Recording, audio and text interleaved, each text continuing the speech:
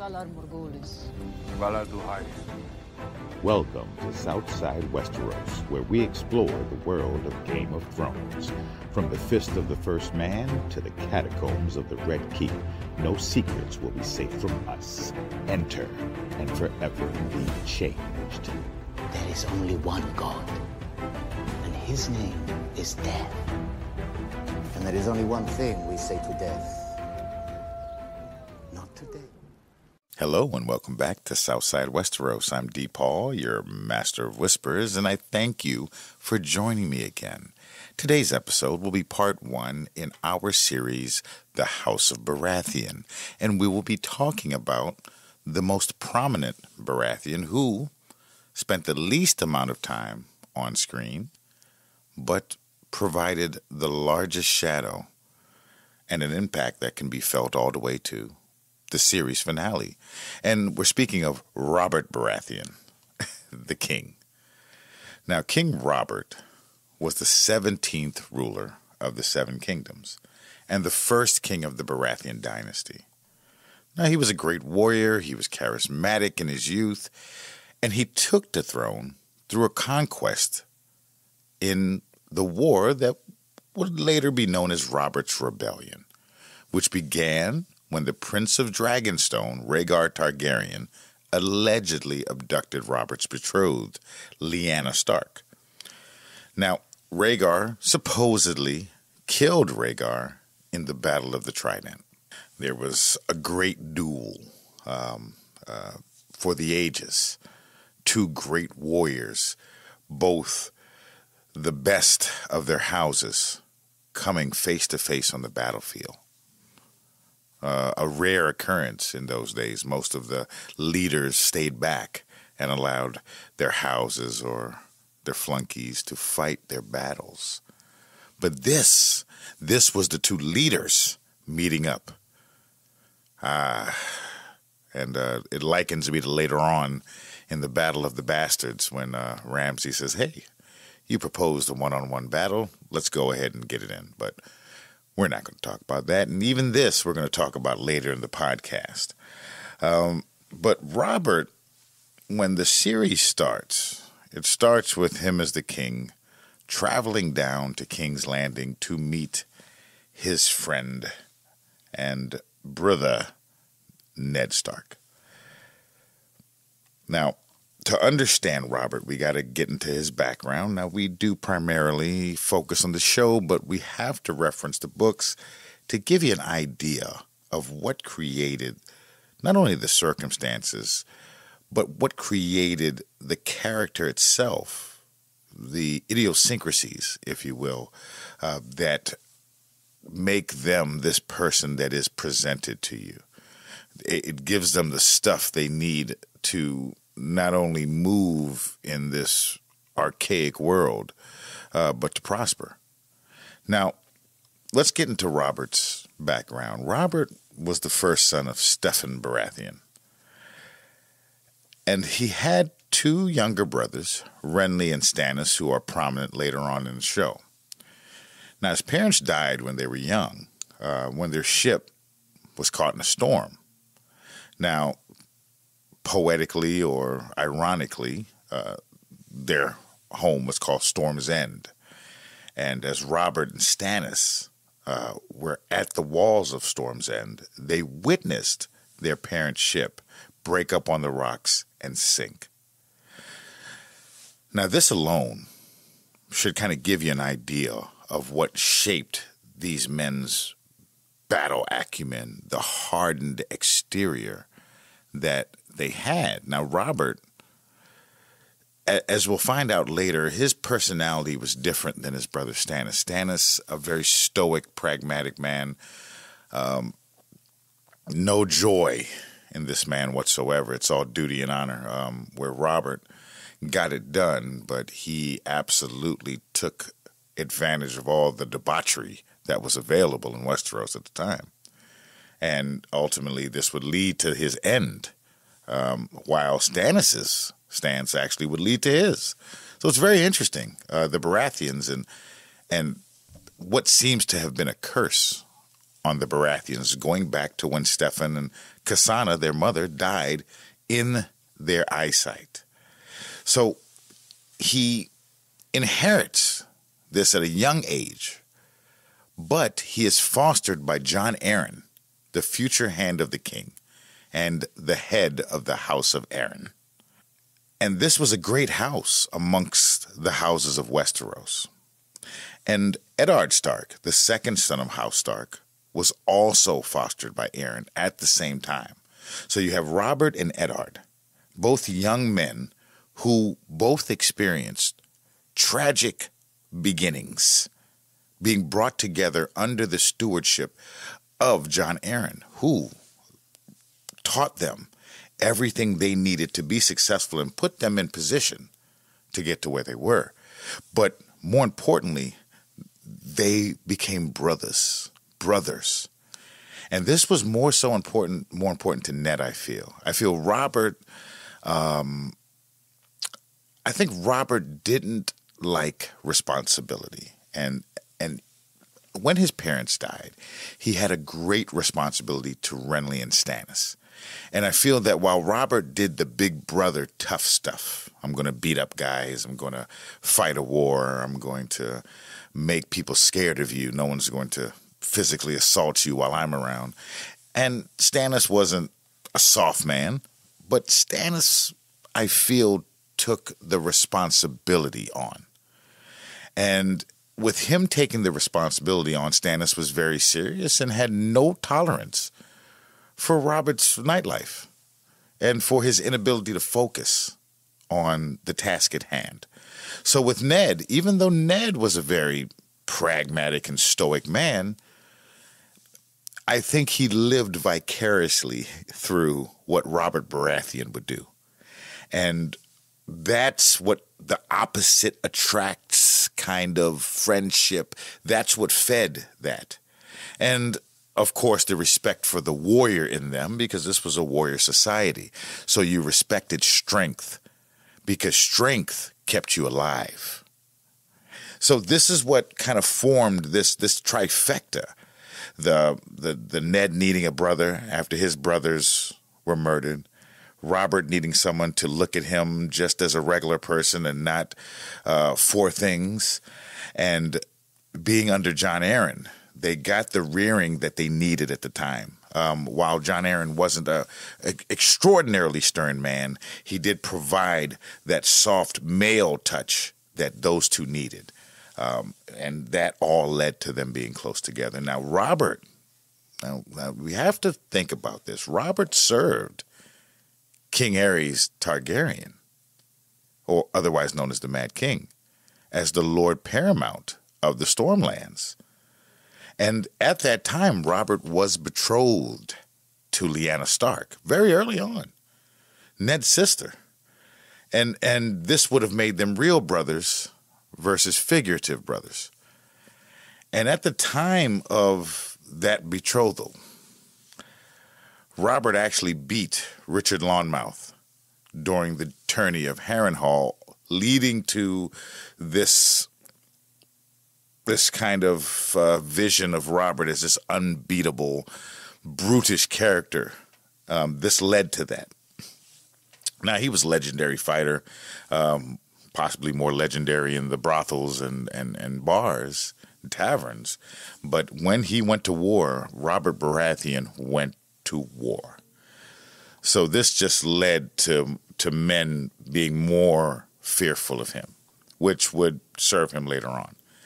Now, Lyanna was allegedly kidnapped by Rhaegar Targaryen. And the Mad King, again, killed Ned's father and brother for protesting against the kidnapping. So look at these chain of events that would lead to the Game of Thrones. She's allegedly kidnapped by Rhaegar.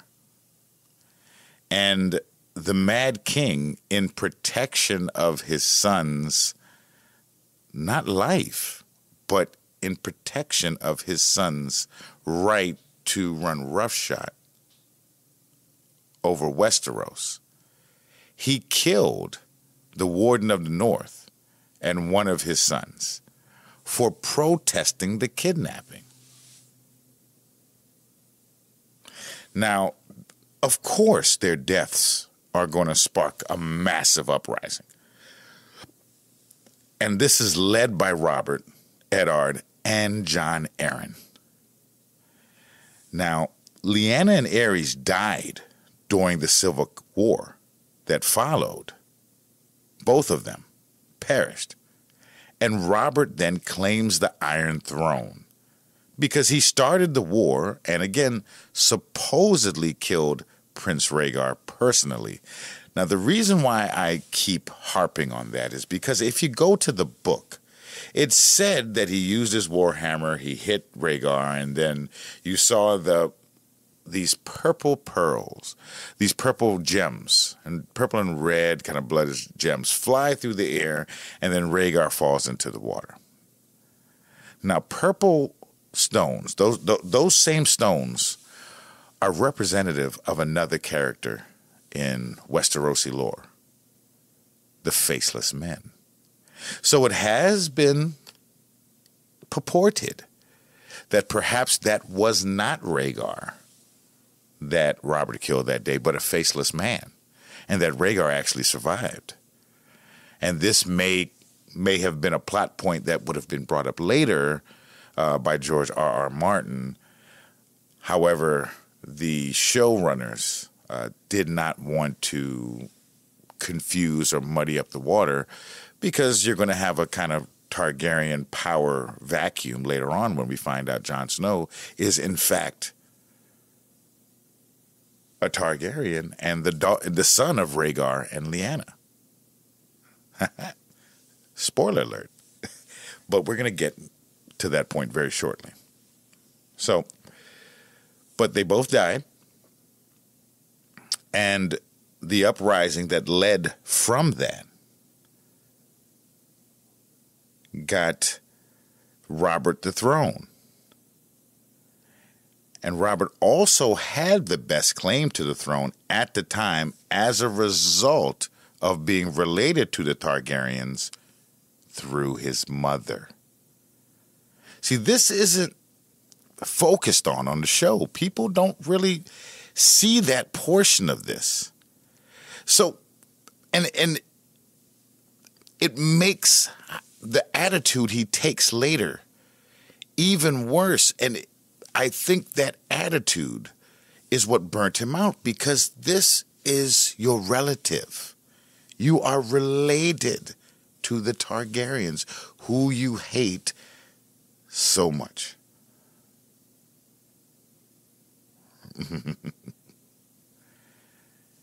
Now, Jon Arryn and Ned Stark are very similar. Laid back, quiet men. Speak when they're spoken to, don't want to be the center of attention, notice everything around them. While Robert, with his claim and his charismatic personality, should be king.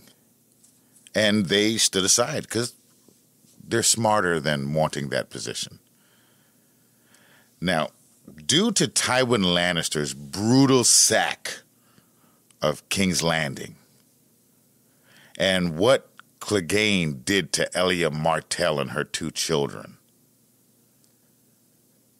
Robert and Eddard briefly fell out over Robert's refusal to make Tywin and Gregor answer for these war crimes, and later on, this being still stuck in Ned Stark's craw really leads to his death because he couldn't let it go.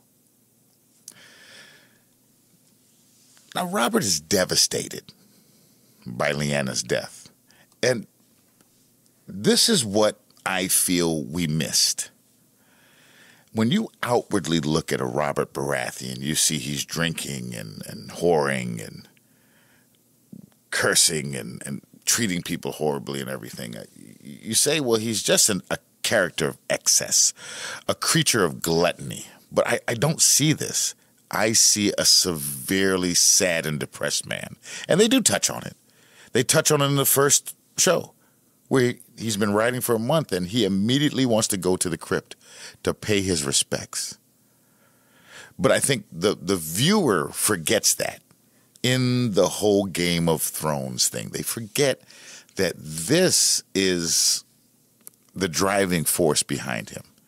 He wants to kill himself. He doesn't want to be here without his lady love. And everything around him pales in comparison. Food doesn't taste as sweet. Drink doesn't taste as strong. The air isn't as crisp, and the sun doesn't shine as brightly without my lady love. And this is a common theme in George R.R. Martin's story. The loss of love. That happiness is fleeting and temporary and momentary. That any joy that you're going to have in this world, the rug is going to be not swept from under you, but yanked, and you're going to fall on so many swords. This is the motivation behind George R.R. Martin's entire series. Loss and depression. And the inability to deal with that at this time. You didn't have psychiatrists. You didn't have psychologists. You didn't have Zoloft and Xanax and Lexapro. You just had wine, fighting, and brothels. And this is what Robert used as a coping mechanism. But he never got over it. And he did everything he could to rush to his death. Jon Arryn does not let him mull in his sadness very long, because he urges him to marry Cersei Lannister, making an alliance with Tywin, who joined the cause late and delivered the capital. And we've discussed Tywin's issues with the Mad King, because, as you know, Tywin was the hand of the king at this time. He then named Jon Arryn the Hand, and Eddard took his role as the Warden of the North and went back up north. Now, his brother Stannis fought for him throughout the war, even though these two brothers never liked each other. Again, they were two different people, and they both disgusted the other. You remember, he tells Ned, "You were the brother I chose." Despite what Stannis did during the war, it didn't matter. It was all about Ned. And then, as an insult, he made Renly the Lord of Storm's End following the victory. He was a kid during the war. He did nothing. He didn't fight. He didn't stand for the family. But he did give Stannis Dragonstone. And Stannis did serve on the small council as master of ships. This is how he ran into the Onion Knight later on. Now, Renly would later join as the master of laws, but again, he was never... This is an archaic society. It's a Viking, medieval society. The only thing that is respected is strength. So Renly was never really respected, and that would ultimately lead to what his character experienced, but we'll get into that in a later part. Now, Robert, being the king of the Andals and the First Men and the ruler of the 7 kingdoms of Westeros since the Civil War, but he's not interested in running this kingdom. Again, he's severely at a loss. So he's drinking, hunting, whoring, and fighting, and referencing the glory days of the rebellion. So the small council runs it, ipso facto, Jon Arryn. Now, he throws events and tournaments, and he spares no expense. And doing this for 17 years, he racks up a $6 million debt And in today's, it would be maybe 50 to 100 billion. Maybe. A substantial amount. And half of that is to House Lannister. Now, he has 3 apparent children with Cersei. Joffrey, Marcella, and Tommen. Now, unbeknownst to him, but I don't believe that for a minute. Now, Robert has never been accused of being a smart man, but he has extreme common sense. There's no way he couldn't have common sense surviving and thriving the way he did in Westeros. At that time, he had to. He had to. He knew those weren't his kids, but he didn't care because nothing mattered because I don't have my lady love. But their father was Jaime Lannister, and I think he knew that's why he would embarrass Jaime any chance he got. But Robert was out doing his own thing, too. His thang. And he racked up a large number of illegitimate bastards. He paid no attention to him. He could care less. Now, he has a prominent one named Gendry, whose mother's a tavern wench. And he has another daughter named Bara, who he had with the prostitute Megan. Now, there's at least 4 more, but dozens are purported. Now, when Jon Arryn starts to investigate the lineage of Cersei's children, because remember, Jon Arryn never really liked the Lannisters whatsoever. And he understood what was best for the realm, so he kept himself quiet. But at this time, there were things put in motion that caused him to start to research Robert's offspring, his bastards, and the legitimacy of anyone's claims. This is when he dies of mysterious circumstances. Hint, hint, wink, wink. And that's what brings us to Robert riding to Winterfell. Now, it's very obvious and clear that Robert's family is torn right from the beginning. You can see the frustration and the disappointment he has in his own family, and how happy he is to not only see Ned, but all of Ned's family. And the funny part is I've polled a lot of people, and I was looking at a poll on Reddit the other day, and they said something like 75% of people didn't get that Robb was named after Robert, which is astounding to me. I picked that up immediately, but a lot of people are like, oh yeah, Robb Stark. Oh, Robert. Yeah, I see.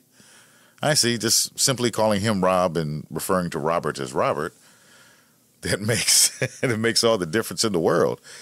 But we get here, and he offers Ned the hand of the king. He tells him he needs him to run his kingdom while he kills himself with drink and wine. And he was serious.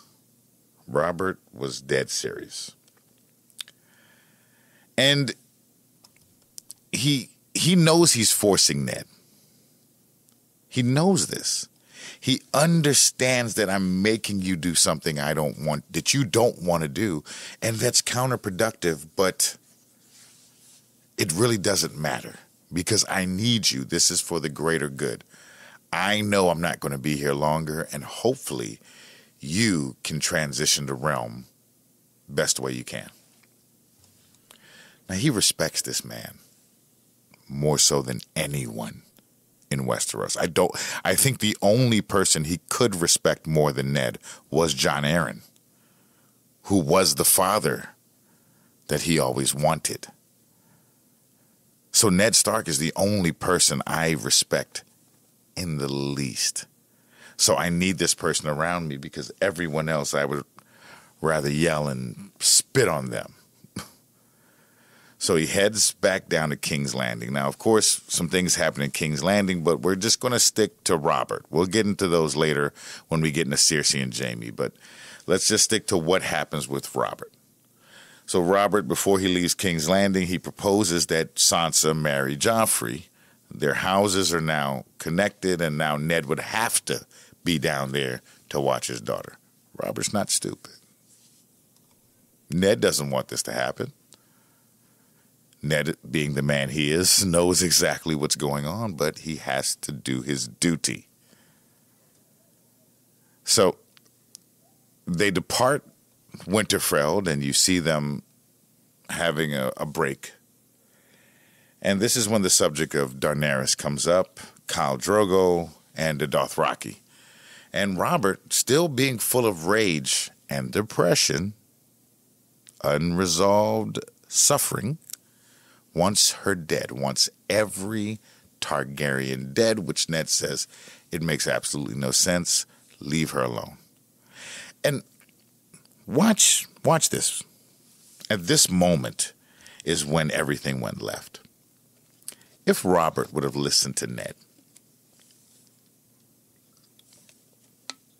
and called back his assassins, the wine merchant would have never tried to assassinate Daenerys, causing Khal Drogo to then get angry and pledge the war.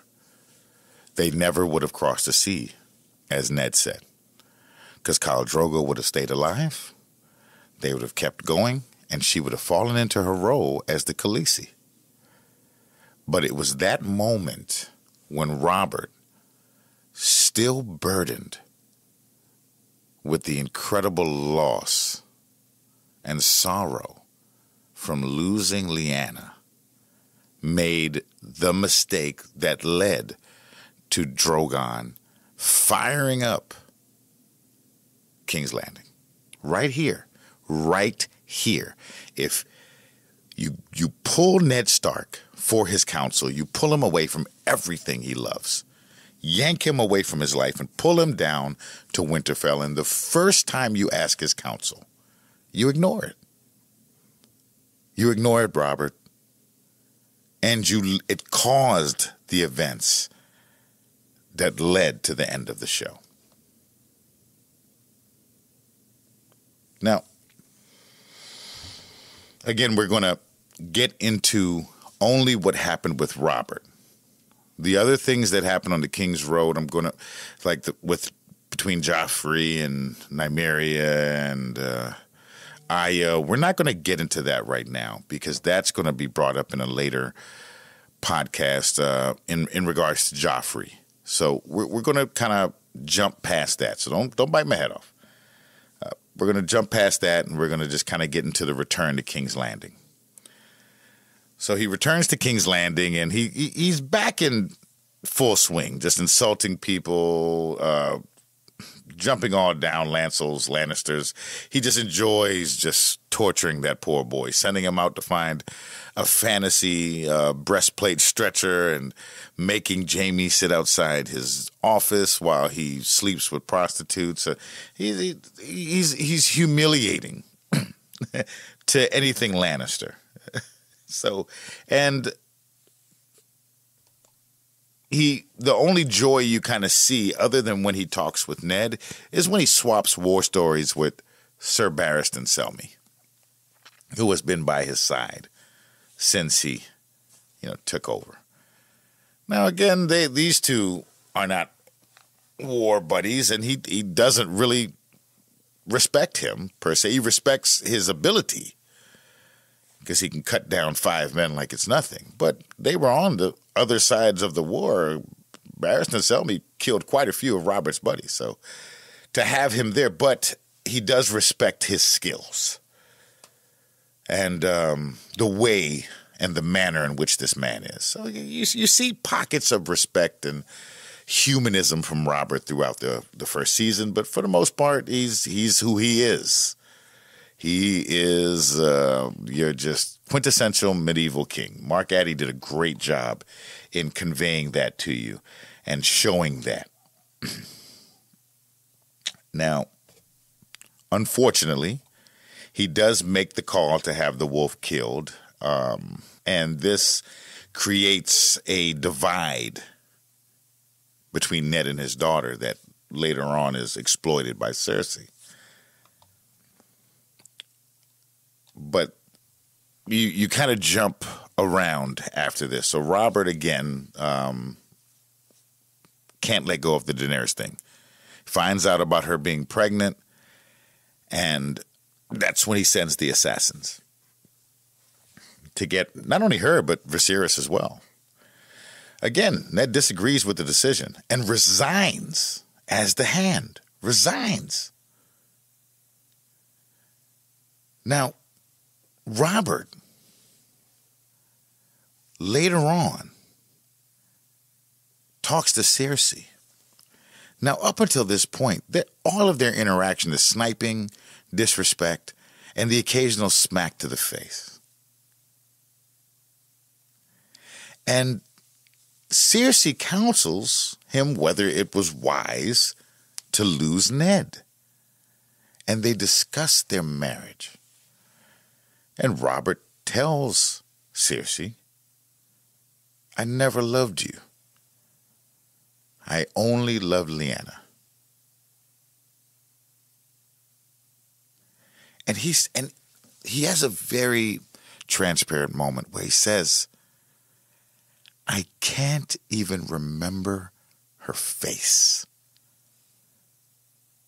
This is 18 years later, people. Think back 18 years ago.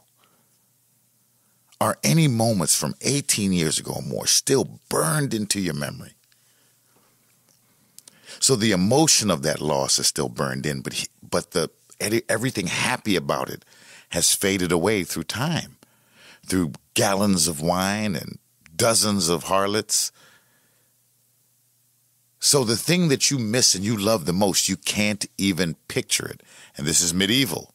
We have no pictures, we have no videos, we have no home movies, no Snapchat to look at, no Facebook, nothing. So you can't even remember the love of your life. This man was severely in anguish. And he admits it to her, his wife.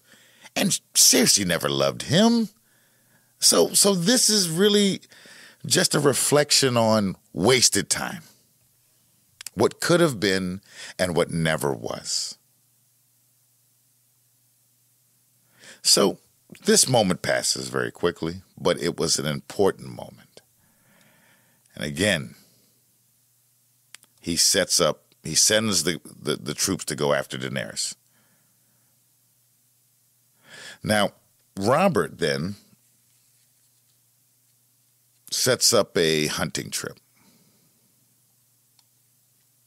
And he wants Renly, Lancel, and of course Sir Barristan Selmy to go with him. And he's going to go off and hunt and a lot of wine. Before he leaves, though, this is when Robert and Cersei visit Ned, who is recovering from the wounds he sustained from Jaime, the Queen's brother. Now, those wounds were because his wife kidnapped their other brother, Tyrion. So there were two mistakes made here. And we'll discuss Ned's downfall in our next podcast because we're going to go into his wife and the things she did and how she was manipulated into getting him killed. But at this point, you have three sides of a coin, both not giving anyway. So Cersei wants what Cersei always wants, wretched retribution. Ned is being smug as always, and then Robert is in the middle. Here's this woman that I can't get rid of because I owe everything to her family. Here's Ned, the only man I love and respect. How do I make everyone happy? Again, he smacked her, which he should not have done. You should never strike your queen. And that was his mistake, because that was his death certificate when he slapped her. When he slapped Cersei in front of Ned, he probably could have got away with slapping her in private, but to do it in front of Ned, this man who she despises, this man who's you attempted to kill his son. You've done all these things to them, but they have the nerve to not bow down to you or just not be stomped out. But he wants to make peace, so he forces Ned to be the hand again, tells him they'll discuss whatever when he gets back, and then he goes on his hunting trip. On his hunting trip, he is being Robert, insulting Lancel Lannister, and talking about old times. He then gets wounded badly while trying to kill a boar. He's taken back to the capital on his deathbed, where he talks to Joffrey. And this was, again, another moment that may have been missed on a lot of people. It was really the only moment that you saw humanity out of Joffrey's face. He loved his father. What he could view as love, but he did love his father. But I think more so than that, he respected how the viciousness of his father's legend. And Robert says he should have spent more time. He starts to go through all his regrets, but I really don't think he feels any regrets. He makes Ned the Lord Regent and protector of the realm, asks him to stop the hit on Daenerys if he can, and for him to name his successor, who, in Robert's eyes, should be Joffrey.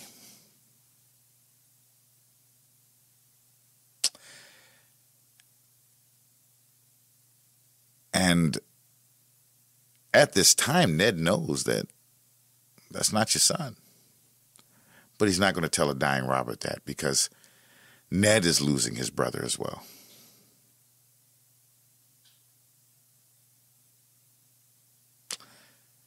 And that is then the end of King Robert Baratheon, who we later find out was killed due to Cersei's having Lancel set up the circumstances that got Robert killed.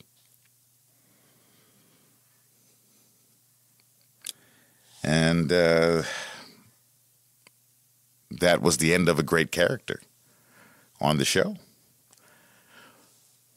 But I hope that you can look at him in a different manner and maybe go back and watch his scenes again and pick out some of those intricate, brilliant parts that I feel that we miss occasionally. Anytime I have a fleeting interest in the show, I just watch it again and I fall in love again. Thank you for listening to Southside Westeros. We look forward to you coming back and visiting us again.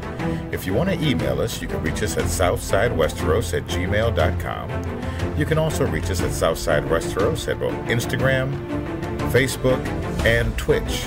We're SS Westeros at Cup of Coffee and Twitter.